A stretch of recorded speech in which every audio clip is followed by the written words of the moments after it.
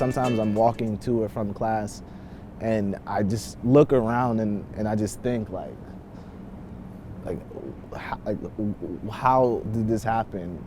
Some of my friends from before Benedict's, I know one just got out of jail not too long ago. When I was in the Bronx in middle school, it's the same story.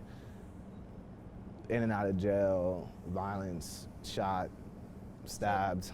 For most of my high school career, I lived on James Street in Newark, a couple blocks down from St. Benedict's. I went to a lot of different primary schools and middle schools, and so by the time I had got to 7th grade, I maybe transferred 6 times. My mom early on knew that she wanted me to go to St. Benedict's just because she saw the quality of people that St. Benedict's was producing.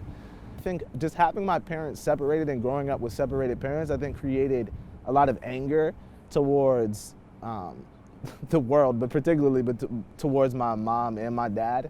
I think it was just really hard for me to develop because the structure was never really there. I left St. Benedict's at the end of 8th grade for a really stupid reason. To be honest, what actually happened was I didn't read the book for freshman year that you were required to read coming into freshman year.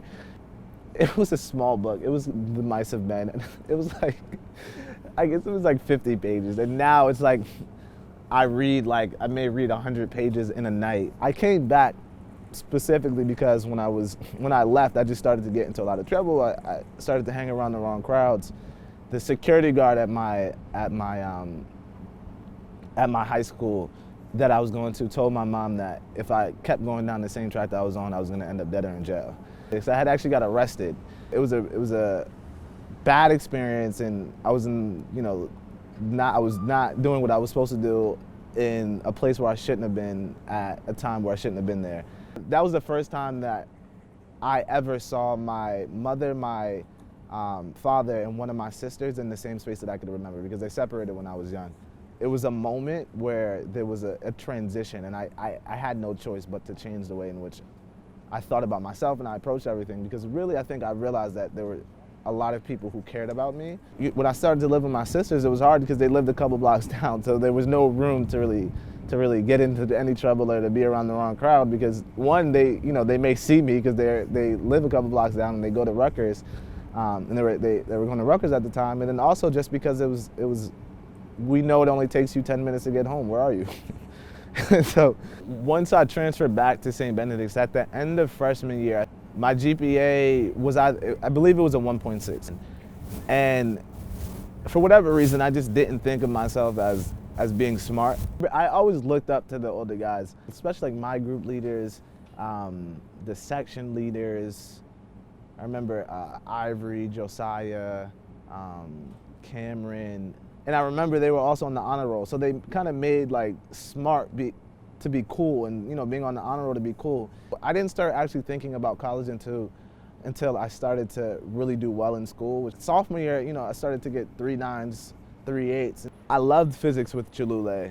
Cholule definitely helped me a lot. Specifically, senior year was a really tough year for me. I was going through some different things outside of school that made school really tough for me.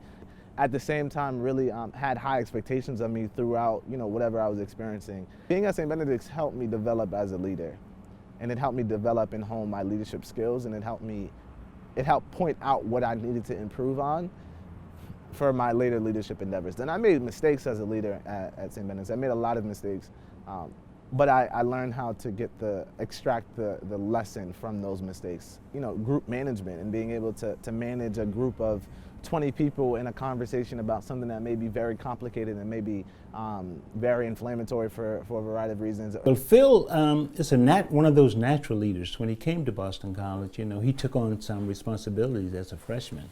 So the group is called DIOP. It stands for Dedicated Intellectuals of the People. It's structured for men of color on campus to come and to talk about different issues that affect men of color at Boston College and just in generally outside of Boston College students. So I remember sitting in the room as a freshman and having seniors talk and give a lot of nuggets and give a lot of different lessons of wisdom. And so now as a senior, I'm responsible for kind of doing the same thing and paying the same thing forward. So Now I want to kind of transition and make it more discussion based. So I want to start by just talking about like goals and personal barriers to like those goals and how, you know, for right now you plan to overcome them and like what kind of resources you need to do that. Anybody want to start? So Lonnie. That also just, you know, learning how to show respect for students and learning how to lead by example. That's one thing that I really remember time and time again being told at Benedict's. As you can see amongst these students here, field opinion is respected amongst the students here. And it's not just within this group, but within a lot of students here at BC. But certainly the young man he's good. He's good for BC. Coming into college, I knew that everybody in college was going to be smart, but what was going to separate everyone was their work ethic and their level of dedication. And that's something that Father Ed and Mrs. Scanlon constantly said to the seniors, to really everybody going into college. And for the past, pretty much since I've been at Boston College, I've been on the first Dean's List, which is the markers are 3.7 to a 4.0. So the Martin Luther King Jr. Scholarship Award, it's an award given annually to the student who has best embodied Dr. Martin Luther King Jr.'s philosophy. Not only have I had the ability to do well in the classroom, I've also had the ability to enrich my experiences in my academic career with research assistantships and my own personal independent research. Currently, I'm applying to PhD programs in sociology, and the schools that I'm looking the most at are Harvard, Yale, University of Pennsylvania. I'm also looking at NYU. Most of my friends from outside of Benedict's have not gone down the same route that I have. And so it's interesting just going back and just when I go back and if I'm around the people that I spent my time with before Benedict's or outside of Benedict's, a lot of the times they just look at me and they don't understand how I am where I am based off of, you know, who I was before and who they're used to being around. It still honestly throws me for a loop when I just sit down and think, and I'm applying to PhD programs, and it's 10 years ago, if you would have told me I would be where I'm at now, I would have laughed. Like, I wouldn't have believed that you were speaking about me.